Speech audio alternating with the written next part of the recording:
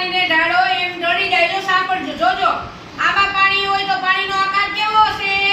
શીશા જેવો. કેવો? શીશા જેવો.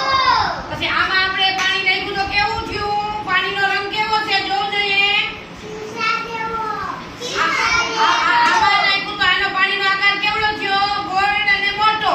ગોળ ગોળ ને પછી મોટો. એમાંથી આપણે આ નાના વાટકામાં નાખ્યું તો પાણીનો આકાર કેવો થયો? નાનો આકાર થઈ ગયો.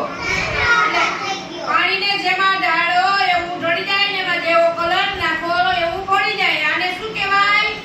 પાણી. પાણીમાં રંગ ન હોય. પાણીનો જો રંગ ન હોય, એમાં કલર ન હોય ને પાણી વગર આપણે ન ચાલે. જળ એ જીવન છે. શું છે?